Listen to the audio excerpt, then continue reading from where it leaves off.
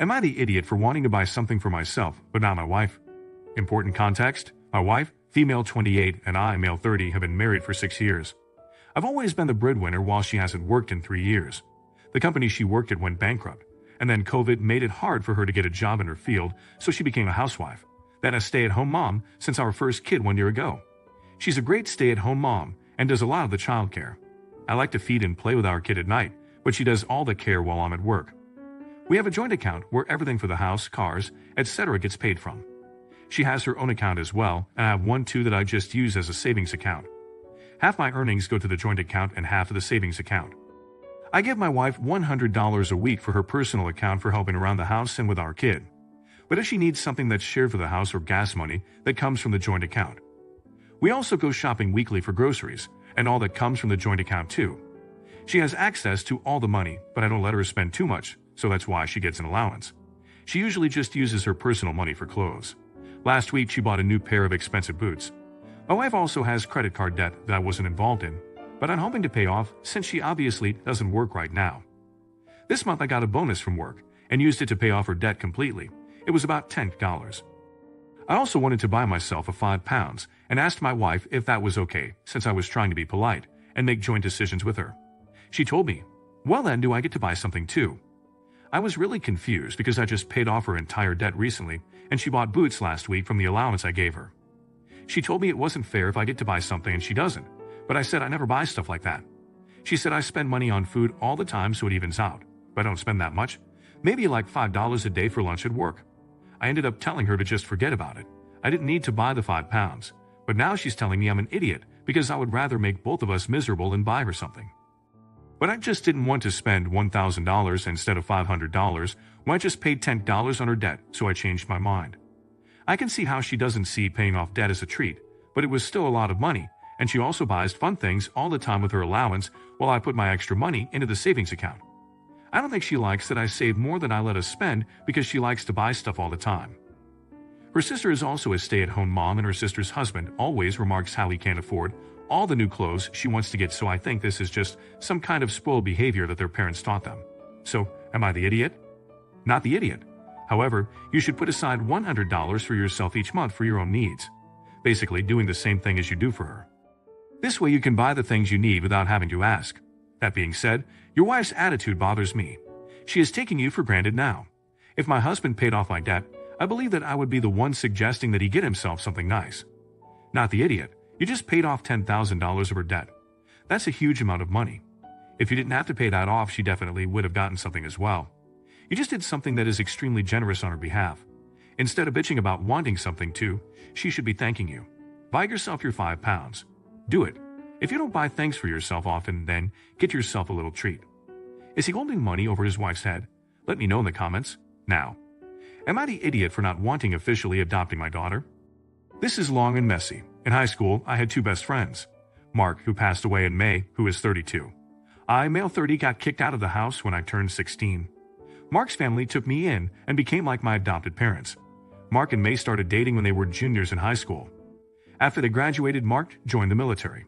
During his first leave, May became pregnant. Shortly after his return to service, Mark passed away. We were devastated. She at the time was staying with Mark's parents, and I was still living there. I took her to all of her appointments, helped her through her pregnancy. They put Mark's name on the birth certificate. By this time, I had graduated early and was looking to go to local college. I became busy with school, but helped any time I could. 3 years later, I graduated and got a good job in my own place. May moved in with me with her now 3-year-old daughter, Alice. Alice started calling me Dada. We tried to persuade her not to do that, but we failed. A year of us living together, I started having real feelings for May. I talked to Mark's parents, and they gave me the green light. Nothing happened between us up to this point. 2 years later, we married. 1 year after that, she gave birth to our daughter, Jenny. Yesterday was Alice's 12th birthday. It was just me, May, Alice, Jenny, and Mark's parents. We have told her about Mark throughout the years, and she knows that he is really her dad. When Alice finished opening her presents, she pulled the last one out and handed it to me. I opened it, and it was adoption papers. At some point, Alice told May that she wanted to be officially my daughter. I explained that she is my daughter and I love her with all my heart. I try to explain that Mark is her birth father and that she is both his and my daughter. With that, I gently explained that I don't think it was a good idea and I would have to think about it. She got upset and ran to her room. Mark's parents ended up leaving. May and I got into a fight. I said I don't want to erase Mark from our history. After some back and forth, she called me an asshole and walked in Alice's room. She wouldn't let me in to talk and locked me out of the room. This morning, she would not talk to me and Alice was still crying. I don't know what to do. Please help. Also, I know it will be said divorce is not an option. I plan on going over to Mark's parents later tonight. Edit. I've not talked to Mark's parents yet. I will later tonight. Also, we have never discussed this situation in the past.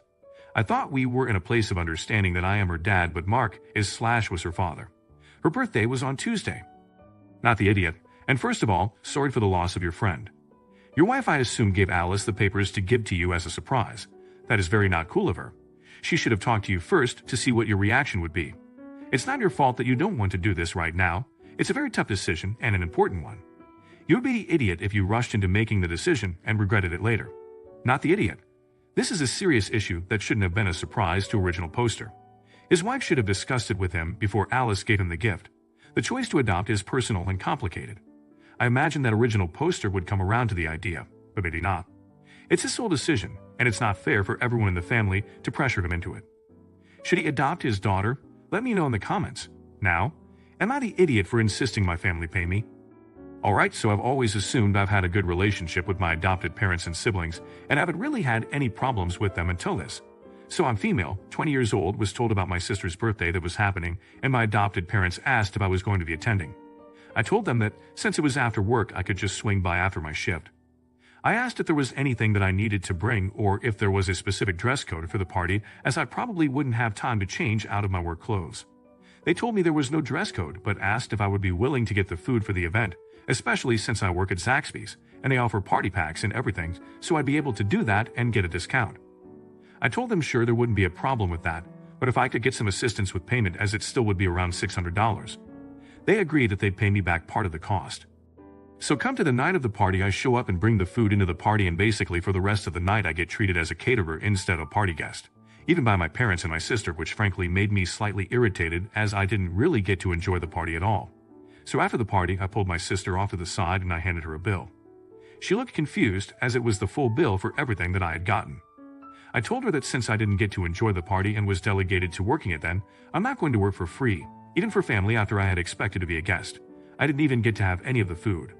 This got us into a pretty heated argument where my sister was saying that I was ruining her birthday and that it was an idiot move to charge for the entire bill after I had agreed to bring food for the party. I said that it was an idiot move to treat me as if I was working the party and that the bill stands. The argument continued on for a little bit before I left after telling her that I better get payment. But now I'm wondering if it was a little harsh and if I am being an asshole. Edit.